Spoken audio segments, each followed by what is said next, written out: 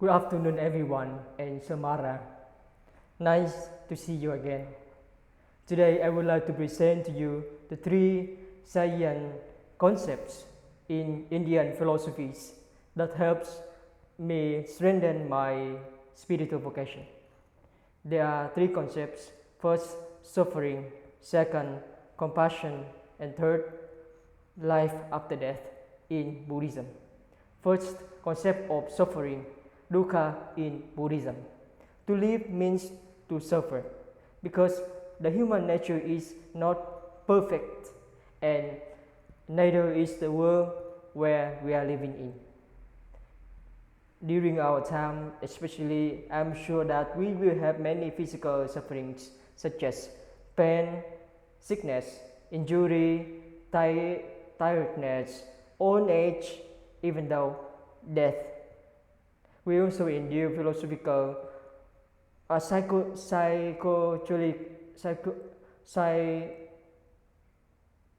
psychological suffering like sadness, fear, frustration, disappointment, and depression. However, there are also positive experiences in life that we are perceived as the opposite side of suffering, such as comfort, happiness, enjoyment, etc. So, life in its totality is imperfect and incomplete because our world is subject to impermanence. These are also aspects of dukkha, one of the principal teachings of Buddha. Dukkha means suffering. It is the Four Noble Truths form of the foundation of Buddhism. It starts with declaring that life is suffering.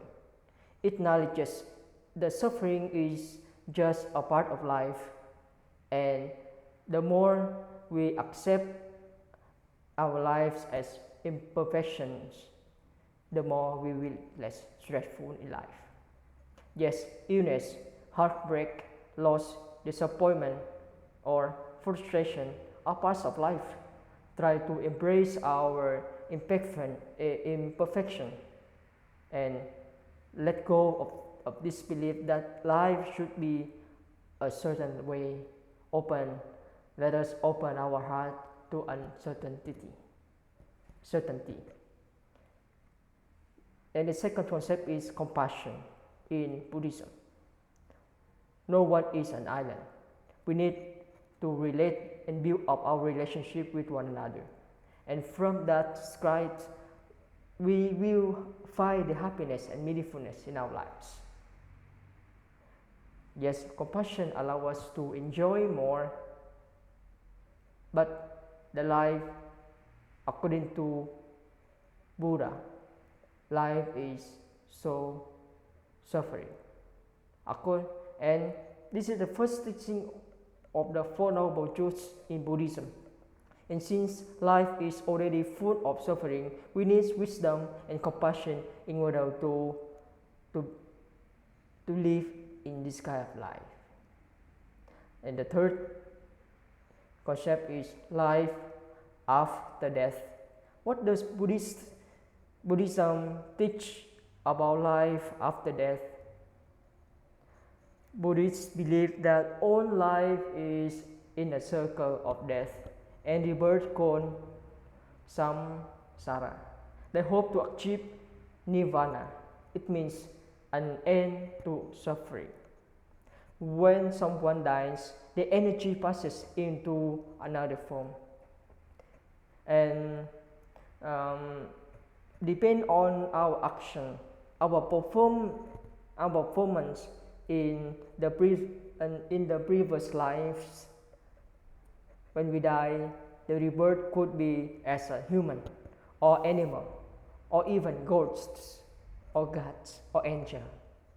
However, the Buddha taught his disciples of the followers not to fear the death. This has been interpreted by the Buddhists as suggesting that if they live well in this life, their rebirth will be good. And I really appreciate much in my spiritual vocation that I look back to my vocation journey. Yes, I experienced many difficulties, challenges in my vocation journey. Yes, when I failed the course Latin in some CC, I feel painful, I feel sad, I feel disappointment. Yes, and when I accept it as my weaknesses, I accept it, yes, I recognize it, I feel I am happy, I feel my heart is coming back.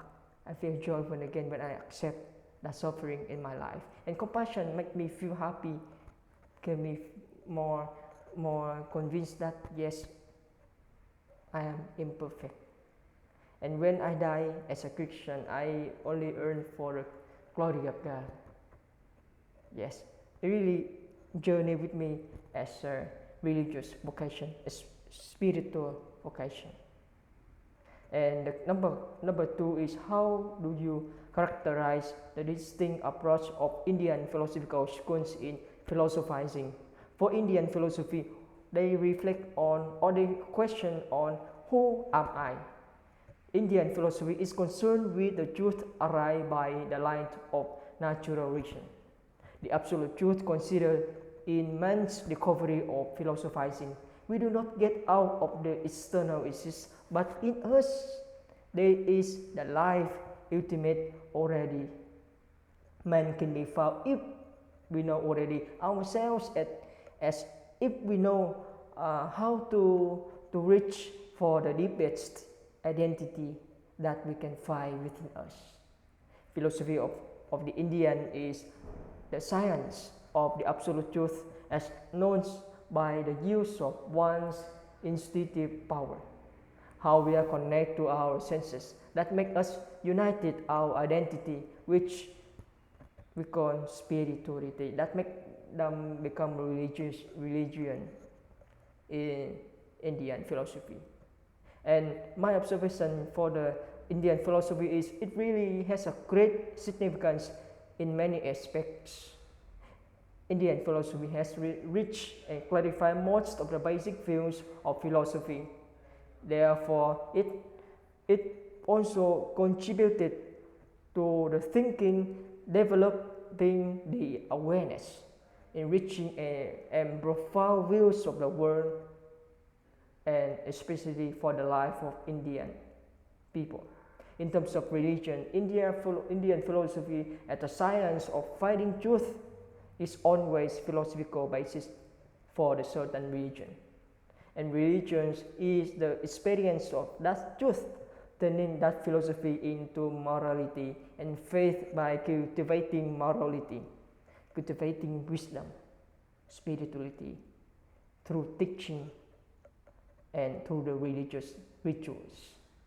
And in terms of ethics, Indian philosophy has always been concerned with people, offering training methods to perfect people, trying to build for the people have a goals in life, the idea of God and relationship of God and people in the daily life.